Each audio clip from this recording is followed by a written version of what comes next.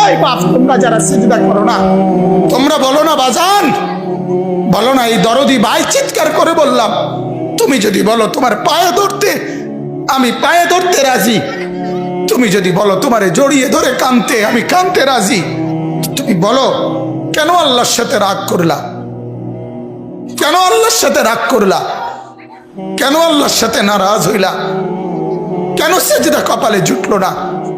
কেন মালিকের সাথে সারাদিনের এত কিছুর বিনিময়ে আল্লাহ তাআলা একটা মিস কল দিলে, 2 সেকেন্ডের একটা মিস কল দিলে বন্ধু তুমি টের পাও তোমার মোবাইলে মিস কল আসছে, এত বড় মসজিদে 6টা মাইকের হরন দিয়া আল্লাহু আকবার বলে তোমারে ডাক দেয়, তোমার একটাবারও কানে লাগে না, বিবেকে লাগে না। তোর মতো শক্ত ডাকাত, তোর মতো পাষাণ বেটা আর কে হইতে পারে? বেটা কথা বলেন না কেন? তুই ডাকাত, কত বড় ডাকাত। ওয়ায়াউমা তাকুমুস সাআতু ইউবলিসুল মুজরিমুন।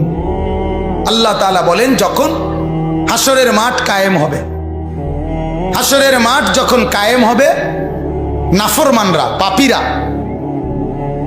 সমস্ত অপরাধীরা হাসরের মাঠের দৃশ্য এক নজর চতুর্দিক দেখার পর, অবস্থাটা উপলব্ধি করার পরই ইউবলিসুল মুজরিমুন, আল্লাহ বলে সব পাপীরা একেবারে ভেবাচেকা, একেবারে এলোমেলো, অস্থির, পেরেশান হয়ে যায়।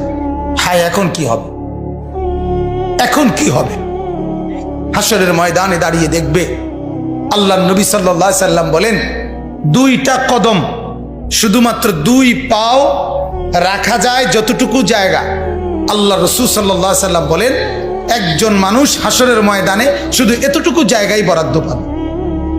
1 সুতা ডানে বামে সামনে পিছনে আগ পিছ করতে পারবে না, 1 সেকেন্ডের জন্য বসতেও পারবে না।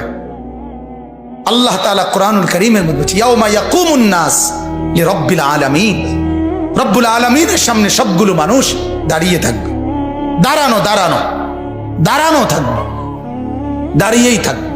মাথার 1.5 হাত উপরে সূর্য, আল্লাহ বলবে সূর্য তোর সমস্ত তাপ আজ ছেড়ে দে, খুলে দে তোর সব তাপ। পায়ের নিচের জমিন উত্তপ্ত তামার মতো উত্তপ্ত হয়ে যাবে। এরপরে আল্লাহ পাক রব্বুল আলামিন ফেরেশতাদেরকে দিয়ে জাহান্নামকে, কোরআনের স্পষ্ট আয়াত ওয়াজিআ ইয়াউমা ইদিম বিজাহান্নাম, হাসরের ময়দানে এরকম পাশে জাহান্নাম